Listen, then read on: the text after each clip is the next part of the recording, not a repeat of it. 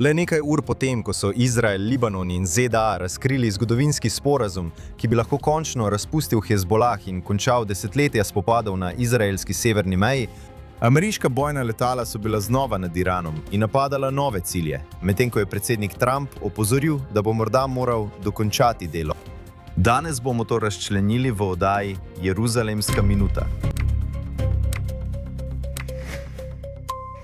Dobrodošli nazaj v oddaji Jeruzalemska minuta, tukaj na JNS TV.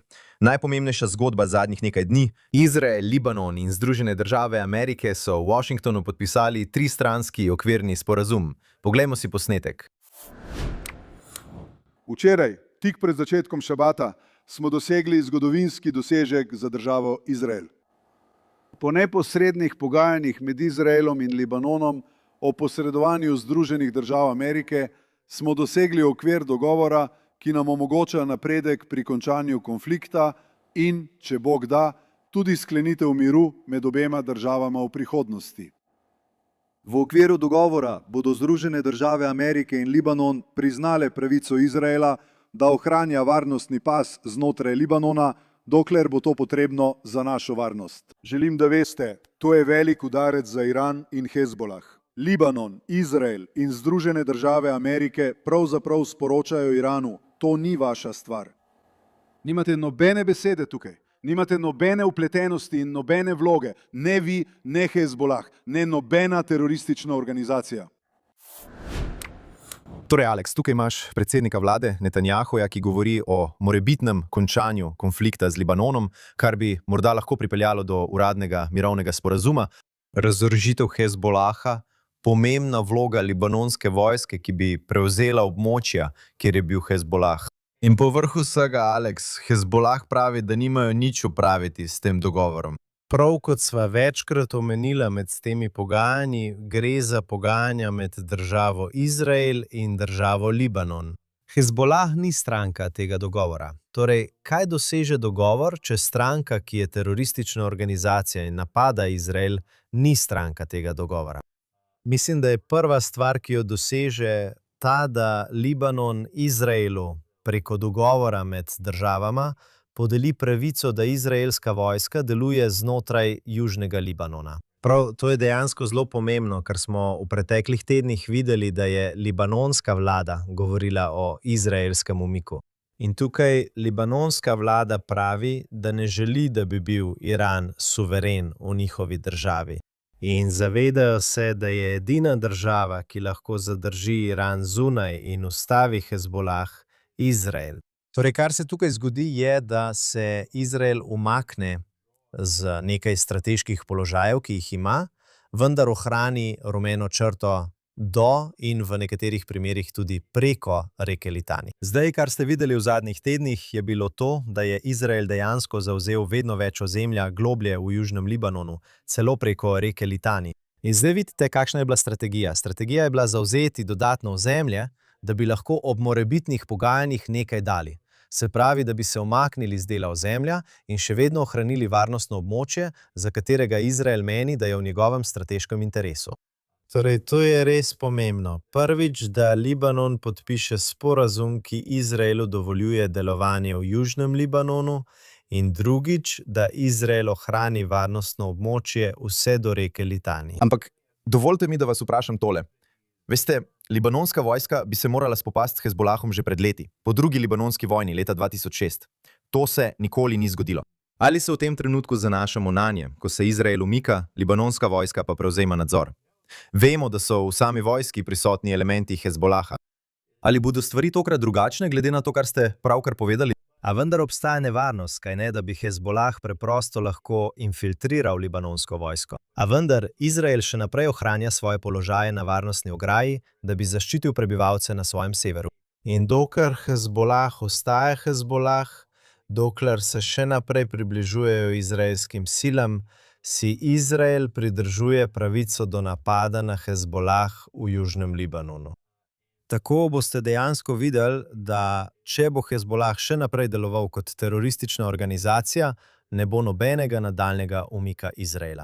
Na ta način vidite, da je ta sporazum zelo podoben sporazumu, ki je bil dejansko podpisan kot del tistega 20-točkovnega mirovnega načrta za vzpostavitev premirja v Gazi. Izrael nadzoruje 60% Gaze in se z ozemlja dodatno umakne le, če se Hamas dejansko razoroži. In kaj smo videli? Hamas se ni razorožil in verjetno se tudi ne bo, in imate enako situacijo tukaj v Libanonu. Dokler ostaja Hezbolah aktivna teroristična sila, ne boste videli izraelskega umika. In to je del tega dogovora. Prejšnji teden ste slišali Francijo in Italijo, kako govorita o vzpostavitvi neke vrste večstranske sile, ki bi prišla in upravljala Južni Libanon. Spomnite se, po izraelskem umiku leta 2006 ste imeli UNIFIL, to tujo bojno silo pod okriljem ZN, ki naj bi preprečila Hezbolahu delovanje v Južnem Libanonu. In Hezbolah je deloval prav pod njihovim okriljem. Pravzaprav so s tem preprečili Izraelu, da bi deloval proti Hezbolahu na jugu. Torej tukaj ni nobene mednarodne sile, ni UNIFIL-a. Edini garant izraelske varnosti v bližini meje je država Izrael. In dokler se Hezbolah še naprej obnaša kot teroristična organizacija, Izrael od tam kmalu ne bo odšel. In še nekaj bi predlagal. V zadnjem času smo videli veliko napetosti med Izraelom in Združenimi državami Amerike. Zdi se, da je predsednik zelo odločen, da se iz te iranske krize umakne za vsako ceno. Bil je celo pripravljen razmisliti o možnosti, da je premirje z Libanonom del tega dogovora z Iranom. Torej, kar je Izrael tukaj uspel narediti, je bilo ločiti ti dve stvari. Imeti dvostranski dogovor med Izraelom in Libanonom, ki zagotavlja izraelsko varnost, hkrati pa daje Izraelu priložnost, da zniža napetosti. In pričakoval bi, da boste v naslednjih 100 dneh videli zelo minimalne, zelo odmerjene izraelske odzive na agresijo Hezbolaha z namenom, da prebrodijo vmesne volitve v Združenih državah. Ko bodo te vmesne volitve mimo, če Hezbolah še naprej ne bo pristal na nekakšen dogovor o premirju, verjamem, da boste potem morda videli, da bo Izrael sprejel veliko bolj agresivne ukrepe za zajezitev Hezbolaha. Tudi v severnih delih Libanona, vključno z Bejrutom. Alex, praktično vedeno na severni meji trenutno pravijo, da je IDF v visoki pripravljenosti kot posledica podpisa tega trilateralnega sporazuma. Hezbolah napada libanonsko vlado in pravi, da so izdajalci, ker so pristali na ta sporazum. IDF pričakuje morda odziv Hezbolaha. Ne vemo, kako močan bo ta odziv v smislu obstreljevanja izraelskih vojakov, ki so še vedno nameščeni v tej varnostni coni in proti obmejnim skupnostim v severnem Izraelu.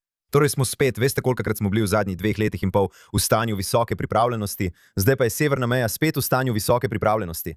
Zagotovo bi lahko videli, da bi Hezbolah skušal kršiti ta sporazum že od prve minute. In poskušal izzvati Izrael, da bi izvedel večje povračilne napade znotraj Južnega Libanona. Z upanjem, da bi to še bolj izoliralo Izrael od predsednika Trumpa v tem trenutku. Prav tako bi lahko videli, da bi Iran rekel, ne, mi želimo imeti nadzor nad našo teroristično organizacijo v Južnem Libanonu. V takšni meri, da smo mi, kot Iran, pripravljeni braniti in podpirati Hezbolah pri napadih na Izrael.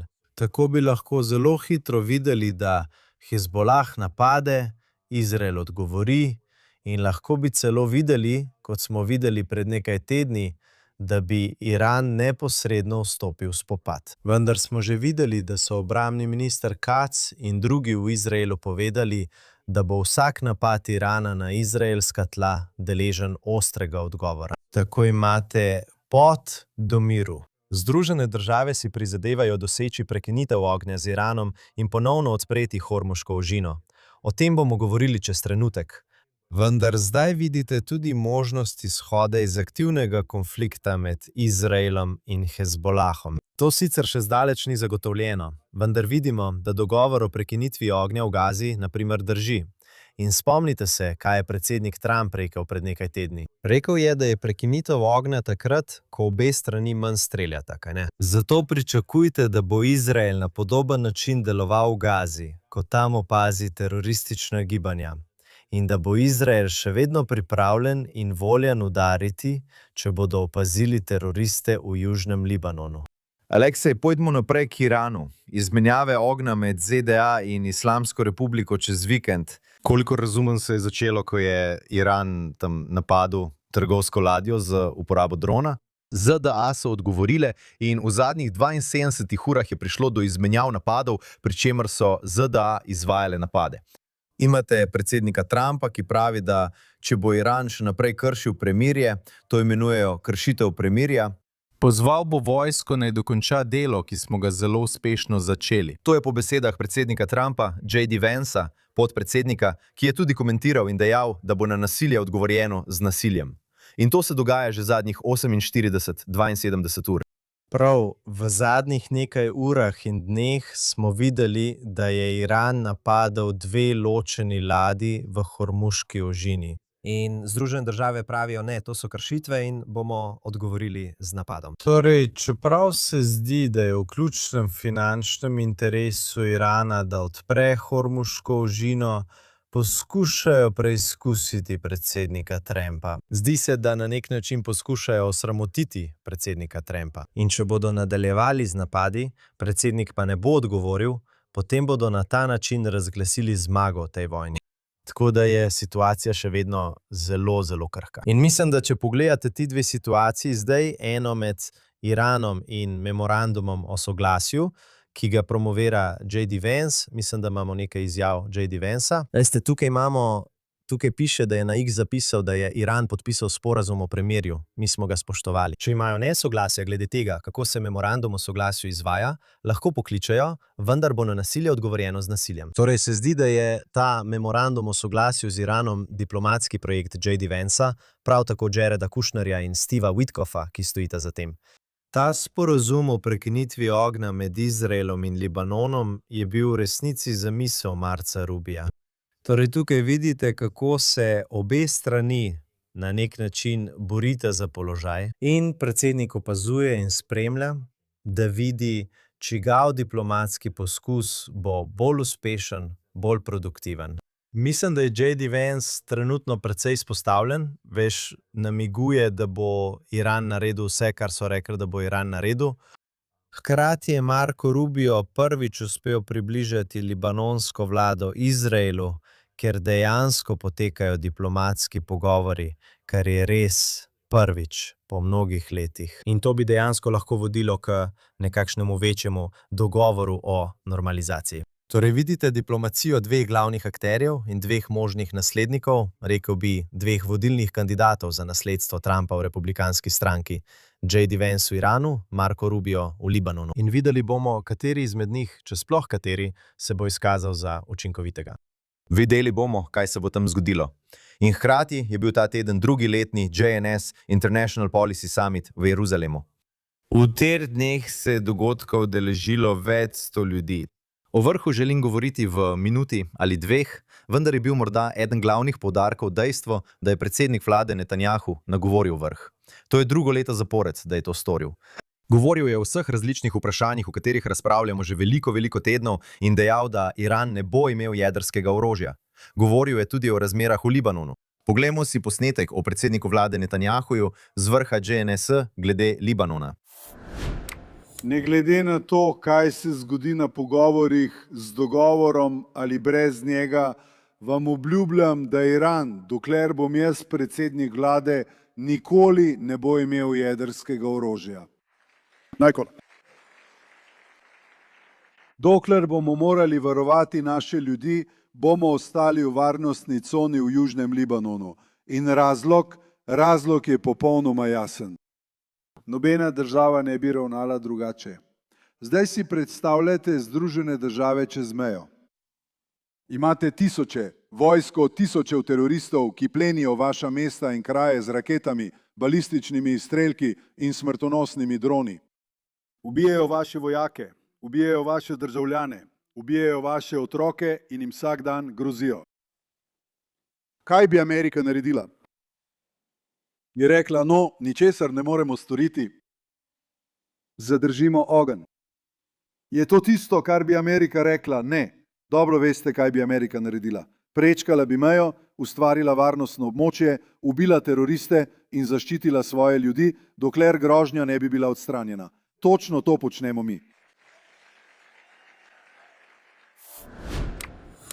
Torej, to je bil predsednik vlade Netanjahu, verjetno ena njegovih najodločnejših izjav tam, ko je to rekel. Vsaka druga država, še posebej Združene države Amerike, če bi bila napadena na eni od svojih meja, Kanada, Mehika, karkoli že, bi zagotovo vstopila v to državo, zavzela del ozemlja in poskrbela, da ne bi več predstavljali teroristične grožnje. Videli ste, da je bil predsednik vlade tam precej živahen. Že dolgo ga niste videli tako živahnega, bi rekel, v takšnih javnih nastopih, ampak bil je živahen.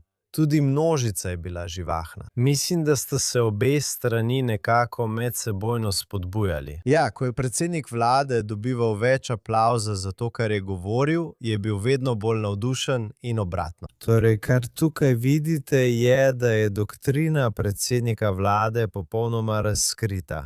Izrael je v 12-dnevni vojni in nato v operaciji Rjoveči lev skupaj z Združenimi državami Amerike, ko so izvajali operacijo Epona Bes, storil vse, kar je lahko, da bi zaustavil iranski jedrski program. Iranski jedrski program trenutno ne obstaja. Bil je zaustavljen za mnogo let. In kot je poudaril predsednik vlade v svojem nagovoru, niso uničili le objektov in proizvodnih zmogljivosti, ampak so odstranili tudi znanstvenike, kar pomeni, da brez znanstvenikov programa res ne moreš obnoviti. Saj so poleg udarca na objekte odstranili tudi znanje, kako program obnoviti. Torej, po eni strani predsednik vlade pravi, da bo, dokler bo predsednik vlade, naredil vse, da prepreči Iranu pridobitev jedrskega orožja. V zadnjem letu je naredil velik korak v tej smeri in hkrati pravi, da ne bo zapustil varnostne cone v Južnem Libanonu. In kaj ste tukaj videli, ta dogovor, ki ga je Izrael pravkar podpisal z Libanonom, ta vsaj začasni dogovor, ki odpira razprave o bolj trajnem dogovoru, da Izrael zavrača izstop iz varnostne cone v Južnem Libanonu. In vemo, da so predsednik Združenih držav, J.D. Vance, vsi pritiskali na Izrael, naj se umakne. In tukaj zelo jasno vidite, da je predsednik vlade ostal trden in ohranil svojo odločnost glede izraelskega umika iz Libanona. Rad bi ostal pri mednarodnem političnem vrhu ta teden v Jeruzalemu. Veste, tam je bil predsednik vlade, predsednik države Izrael, zunanji minister in drugi visoki vladni uradniki. Imeli ste več kot 200 govorcev, strokovnjakov, novinarjev, diplomatov, oblikovalcev politik. In res je težko vse to razčleniti, ker je bilo res ogromno. Bilo je od jutra do noči praktično 3 dni, poleg vseh drugih dejavnosti, ki so spremljale vrh.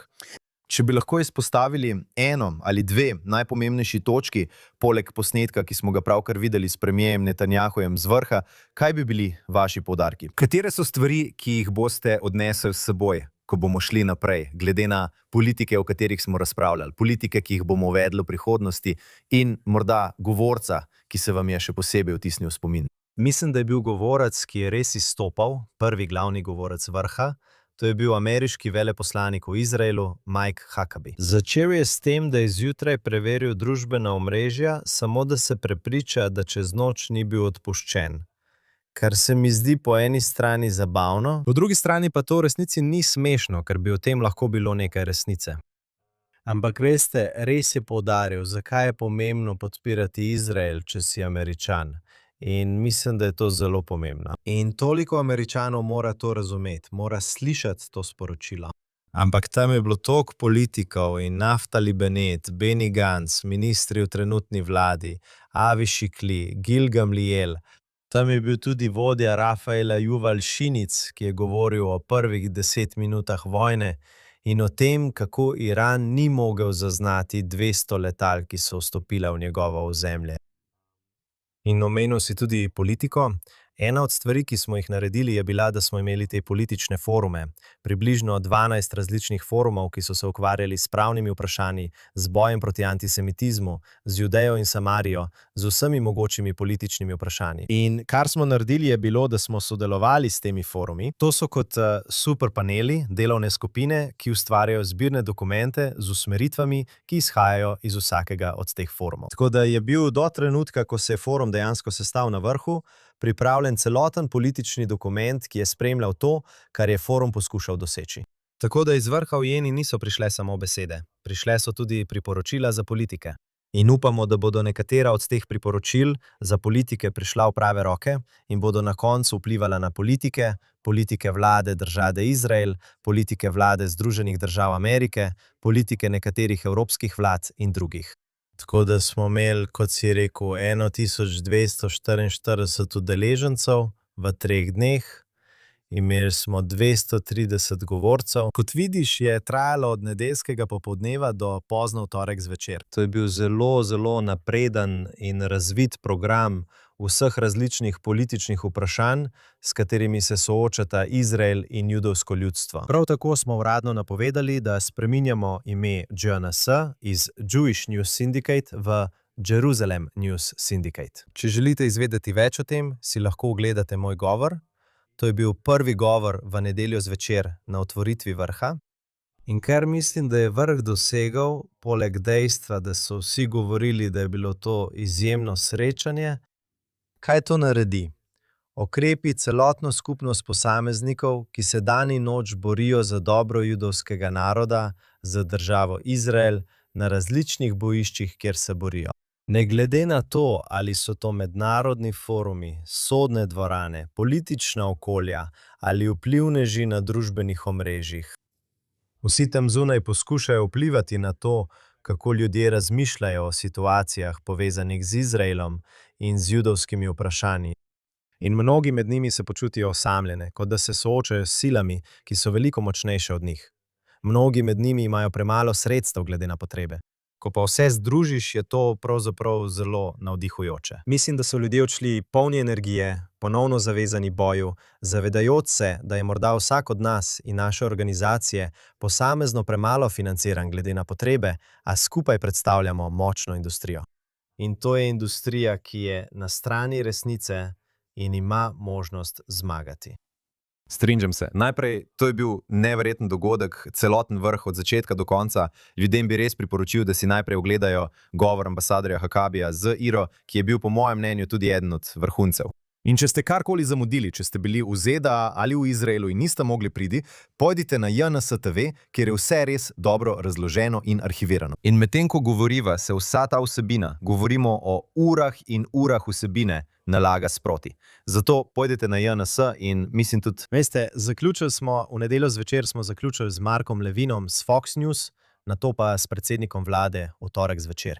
Zaključili smo s komiki Amijem Kozakom in Johajem Spondarjem.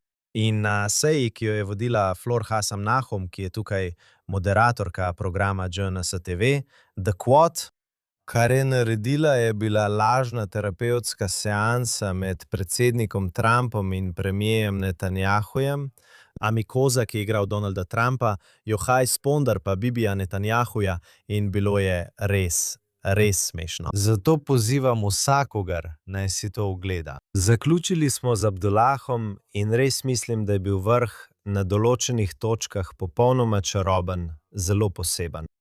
In veselimo se, da ga bomo imeli ponovno prihodnje leto v Jeruzalemu, pa tudi, da bomo neko različico vrha spomladi pripeljali v Washington DC. In res verjamem, da bo to odskočna deska za JNS, ki bo tako nadaljeval svojo pot. Poleg tega, mimogrede, poleg vsega tega, je bilo tisto, kar se je dogajalo na hodnikih, res neverjetno.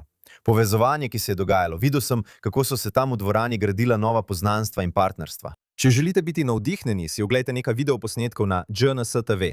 Gremo naprej k drugim novicam tukaj. Kar zadeva vojno v ZDA v preteklem tednu, sta bila 2 glasovanja v Senatu. Pri drugem glasovanju začnimo s tem. Ameriški senat je zavrnil ukrep, katerega cilj je bil omejiti vojna pooblastila predsednika Donalda Trumpa, dan potem, ko so sprejeli ločeno resolucijo, ki poziva k umiku ameriških sil iz Irana. Poskušam razumeti, kako se ti 2 glasovanji ujemata, ti 2 glasovanji v senatu in ali bo to kakorkoli vplivalo na to, kako bo predsednik Donald Trump ravnal v tem trenutnem obdobju. No, v tem trenutnem obdobju se zdi, da si Združene države prizadevajo zmanjšati svojo vpletenost in se ne želijo ponovno vojaško zaplesti z Iranom. Videli ste, da je kongres večkrat poskušal omejiti vojaška pooblastila Donalda Trumpa. Ta vojaška pooblastila zdaj zahtevajo, veste, omejitve za operacije, ki trajajo več kot 60 dni. Medtem pa operacija predsednika Donalda Trumpa, Epona Bes, ni trajala več kot 60 dni. Mislim, da namenoma ni trajala več kot 60 dni, da ne bi imel težav z zakonom o vojnih pooblastilih. Če bo predsednik Donald Trump novembra izgubil predstavniški dom, kar je pošten in verjetno možen scenarij, bi lahko videli, potem bi predstavniški dom poskušal sprejeti še dodatni zakon o omejitvi vojnih pooblastil. In še posebej, če republikanci izgubijo senat, kar morda ni tako velika verjetnost, vendar še vedno obstaja možnost, da se izgubi tudi senat. In to bi dejansko lahko močno omejilo Trumpovo sposobnost, da nadaljuje vojno. In seveda obstajajo različne interpretacije, ali gre za podaljšanje prejšnje vojne, ali pa za povsem ločeno operacijo, ker ste imeli vmes dolgo premirje. Ampak kdorkoli misli, da bo imel predsednik Trump lahko pot nazaj v vojno po vmesnih volitvah, no, če bodo Iranci še naprej poskušali osramotiti predsednika, se lahko znajdete v situaciji, kjer predsednik, veste, preprosto zavrže vse nasvete J.D. Vansa ali Witkoffa ali Kushnerja ali kogarkoli drugega in ugotovi, da mora dokončati delo. Na koncu Trump rad zmaguje. In tukaj ne zgleda ravno, kot da je zmagal, čeprav je bila vojaška operacija izjemno uspešna glede na sposobnost uničenja jedrskih objektov in proizvodnje balističnih raket. Eden od razlogov, zakaj mislim, da je ta memorandum o soglasju dejansko popolnoma drugačen od JCPOA, je ta, da dejansko sledi vojaškemu ukrepanju. Izvira iz situacije, ker Iran nima več programa jedrskega orožja. Če se vrnete nazaj in pogledate, vem, da spreminjamo temo, ampak če se vrnete nazaj in pogledate Obamo v JCPOA, to je omejilo iransko sposobnost bogatenja urana nad 60%. Ampak imeli so uran obogaten do 60%, imeli so tudi centrifuge, s katerimi so lahko še naprej razvijali ta obogateni uran. Dovoljevalo je tudi Iranu, da še naprej razvija svoj jedrski program, da ne omenjam, da je imel dogovor tudi določbe o izteku. Iran bo dejansko imel pot, da ta uran še malo bolj obogati in doseže stopnjo primerno za jedrsko orožje. To, kar ta memorandum o soglasju počne, je, da pravi, da je treba ohraniti trenutno stanje. Ampak kaj je trenutno stanje? Trenutno stanje je, da ni jedrskega programa. Torej je vsak korak v smeri jedrskega programa na katerikoli ravni velika kršitev dogovora. Zdaj, ali se bo Iran držal svoje besede? Mislim, da Iranu nikoli ne bi smeli zaupati, da bo držal svojo besedo. Vendar je bil iranski jedrski program zaradi tega skupnega ameriškega in izraelskega ukrepa potisnjen mnogo let nazaj. Veste, mislim, da Trump ne želi znova v vojno. Dobro je, da je senat za zdaj glasoval za omejitev resolucije o vojnih pooblastilih. Toda po vmesnih volitvah Trump morda ne bo imel take sreče. Alex, imamo čas še za eno temo in bolj kot spremljam novice v Izraelu, več slišim o Turčiji. Obstaja strah, da bo naslednja fronta, s katero se bo moral Izrael soočiti, Turčija. V zadnjih nekaj dneh smo izvedeli, da bi se lahko Turčija vpletla v to vojno in stopila na stran Irana proti Izraelu. In očitno je, po besedah predsednika Trumpa, njegov odnos s predsednikom Turčije, Erdoganom, tisti, ki je prisilil ali povzročil, da se je Turčija izognila temu konfliktu. Poglejmo si ta posnetek. Kakšno je vaše sporočilo vašemu velikemu prijatelju Erdoganu in turškemu narodu? Všeč mi je moj prijatelj in ostal je zunaj vojne. Veste, bil je glavni kandidat, da bi se vključil v vojno, morda na iranski strani, ker kot veste ni veliko oboževalec Izraela, in prosil sem ga, naj ostane zunaj. In ostal je zunaj. In veste, kdo je bil še odličen? Tako, tukaj imate predsednika Trumpa, ki pravi, da je osebno prosil Erdogana, naj ostane zunaj vojne med Iranom, ZDA in Izraelom. No, morda se je Erdogan za zdaj res izognil vojni. Toda, ker Iran izgublja svojo sfero vpliva, svoje poskuse regionalne hegemonije nad Bližnjim vzhodom, svojo mrežo terorističnih posredniških skupin, vključno s Hezbolahom, Hutiji, Hamasom, vključno s Kataib Hezbolahom v Iraku, saj je bil tudi sam Iran močno oslabljen. Njegovi zavezniki v Siriji, vključno z Bašarjem al-Asadom, Irana ne podpirajo več. Kar ste v tem obdobju dejansko videli je, da se je s padcem Bašarja Asada v Iranu pojavil vzpon al-Šare, ki ga podpirajo Turki. In tako je bil ta šiitski polmesec resnično zmanjšan. In obstaja velika grožnja razvoja novega sunitskega polmeseca, ki ga bodo potencialno vodili trije stebri: Katar, Turčija in Egipt. Veste, obstaja močno prepričanje, da bi se v določenem trenutku v naslednjem obdobju, ali bo to čez 5, 10 ali 15 let, Izrael lahko znašel v vojni z Egiptom, da bi se lahko znašel v vojni s Turčijo in seveda Katar kot podpornik. Že zdaj vidimo, kako so Katarci zdaj financerji Irana, da je veliko denarja v tem memorandumu o soglasju, v katerega so ZDA vključene z Iranom, da so sredstva, ki bodo prišla v iranske roke, katarski denar. In Katarci, oni imajo to sposobnost. Bili so tudi podporniki Hamasa. Imajo sposobnost podpirati Turčijo, podpirati Egipt. In tako ideja, da je Erdogan, ki ni samo neprijazen do Izraela, ampak je izjemno sovražno nastrojen do Izraela, ki nenehno hujska proti Izraelu, proti premierju Netanjahuju, še bolj v zadnjih nekaj letih kot v prejšnjih letih, da bi Turčija dobila F-35. Mislim, to je zelo, zelo nevarno. Zdaj, Recimo, veste? Ampak preden nadaljujemo, imamo tukaj video, kjer predsednik Trump govori o teh F-35 in o možnosti, da bi jih dali Turčiji v tem trenutku pred vrhom NATO kot del paketa orožja, če hočete. Poglejmo si ta posnetek. Želijo motorje F-110 in želijo lovce F-35.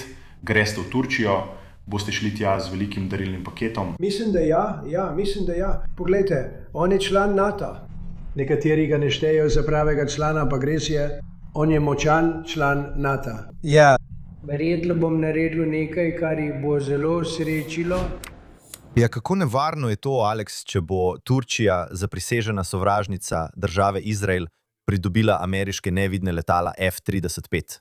veš, na to lahko pogledaš na več načinov. Prvič, to so najmočnejša letala, kar jih obstaja, in Izrael je pravkar dokazal, kako učinkovita so v svoji vojni z Iranom. In dejstvo, da bi imela Turčija, ki je zelo blizu, mislim, Turčija je Izraelu veliko bliže kot Iran, ta letala je zelo nevarno. Po drugi strani pa F-35, ki jih bo dobila Turčija, niso na enaki ravni kot F-35, ki jih ima Izrael.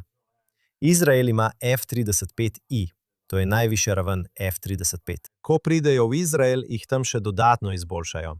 Izrael jih razstavi in vanje namesti svojo programsko opremo. Verjemi mi, izraelska različica F-35 je veliko boljša od katerekoli druge različice F-35. Ampak, kot si rekel, je to še vedno F-35. Zdaj hkrati, veš, če bi ti podaril dirkalnik Formule 1, to še ne pomeni, da boš lahko vozil ta dirkalnik Formule 1 na enak način, kot ga lahko vozi dirkač Formule 1. In kaj smo videli? Veš, in povedal sem to v svojem govoru na vrhu, da je bila v zadnjih 3 letih najvarnejši poklic na svetu izraelski lovski pilot. Mislim, izraelski vojaški piloti so preprosto v ligi, ki je precej nad katerokoli ravnjo, ki bi jo pričakoval od turškega pilota. Torej je turški pilot slabši pilot, F-35, ki ga dobivajo, je slabše letalo. Izraelski F-35 je boljši. Piloti pa so najboljši v svojem razredu. Mislim, celo dokazujejo, da so boljši in močnejši od ameriških pilotov, kar je res neverjetno. Mislim, da izraelski piloti ne dobijo dovolj priznanja in Izrael ne dobi dovolj priznanja za to, kako močno so leteli skupaj z Američani, kako učinkoviti in uspešni so bili. Ampak že sama ideja, da je predsednik Trump pripravljen dati to opremo izraelskim sovražnikom, priseženim sovražnikom, in da ima Izrael, oprostite, predsednik Združenih držav je dosledno imenoval Erdogana za svojega prijatelja, imenoval Al-Tanija, emirja Katarja, za svojega prijatelja, da imenuje Al-Sharo, terorističnega predsednika Sirije, veste, nekoga, ki je bil do njega res dober. Vse to je zelo zaskrbljujoče. Seveda. Torej, veste, zagotovo se pojavljajo vprašanja o tem, kje je predsednik Trump danes v primerjavi z Izraelom, glede na to, kje je bil pred nekaj meseci in celo pred nekaj leti. Ne zdi se, da bi bilo to isto izhodišče. Premijer Netanjahu trenutno prav tako ni na istem izhodišču. Videli smo, da je bil Netanjahu, veste, 7-krat povabljen na srečanje s Trumpom pred operacijo Epic Fury. Veste, ne vem, če bo v tem trenutku povabilo sploh prišlo.